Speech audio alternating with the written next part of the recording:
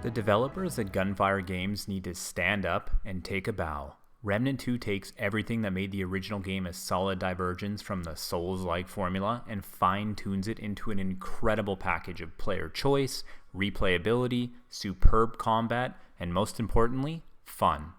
I'll try to be quick and to the point with this review because I honestly really want to get back to playing Remnant. You can tell each and every mechanic in the game was crafted with care and creativity. Everything is balanced and refined. The player has an enormous amount of choice, but doesn't feel overwhelmed by it.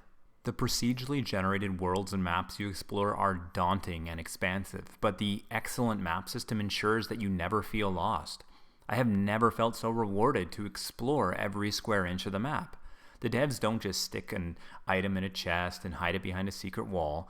Most of the off-the-map type areas are huge spaces themselves, often containing multiple hidden items and even secret bosses. These areas are completely optional and missable, and that is the best part. It feeds into the replayability, and the game is designed to be played multiple times in order for you to acquire all the items and secrets hidden within. There are so many cool events and random shit that happens, and I'd love to spoil it all, but I won't. Just play the game yourself, don't look anything up at all, and trust me, you will have a blast. Let's move on to the combat, which feels silky smooth. Each weapon I've used feels unique and has its own set of pros and cons. There is an astounding amount of options on how you want to deal with the sizable cast of distinctive enemies. Simply put, it is fun no matter how you chop it, and you can devise all sorts of strategies to play your way. The class archetypes feel completely different in their playstyles. There's a handful of base classes, and the game even includes multiple other secret classes that can be discovered throughout the world. You can mix and match the class skills and passives to create an absurd amount of build diversity and personality. Playing through the game as a hunter and playing through it as a challenger offer entirely different experiences. It honestly feels like a totally different game. Taking the class system and adding on layers of modifiers, mutators, sets of armor, weapons, rings, and amulets ensures that no two characters will come out the same. I could go on and on, but let's cut to the chase. The worlds are beautiful and diverse. The soundtrack pops at the right time and sets the mood. The combat is top-notch and extremely customizable between weapons, items, and your class skills. The replayability of the game is absurd.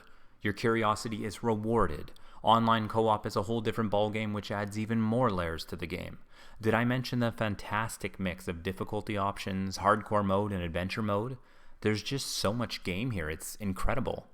I can say many, many great things about Remnant 2 and only a handful of negatives, such as the main story is pretty weak, but the side quests are intriguing. They kind of make up for the weak main story anyway. The amount of currency that drops in the game, which is called scraps, I think it could be buffed up a little bit to improve player choice. Sometimes it's a little stingy. You can basically only upgrade one or two things or buy one or two things, and then that's it. It just seems like with how many things are on offer here that you should be able to earn it a little bit quicker.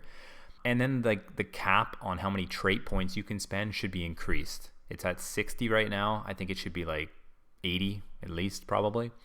And then also a loadout system would be excellent for swapping between specs. Once you start unlocking some of the secret classes plus the base classes, you have all these different mixes, and it's a little bit of a hassle to switch between them, but nothing like Diablo 4, for example. Other than that, Remnant 2 is a Souls-like game, but it's carved out its own piece of the pie, and it's set the bar extremely high. I would give this game a solid 9 out of 10. Remnant 2 will be, and should be, in the conversation for Game of the Year, where other games have fallen hugely short of hitting the mark, Diablo 4.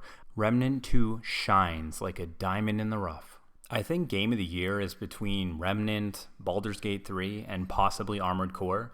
My money is on Starfield being a complete mess, so I wouldn't even consider that one, but we'll see what happens.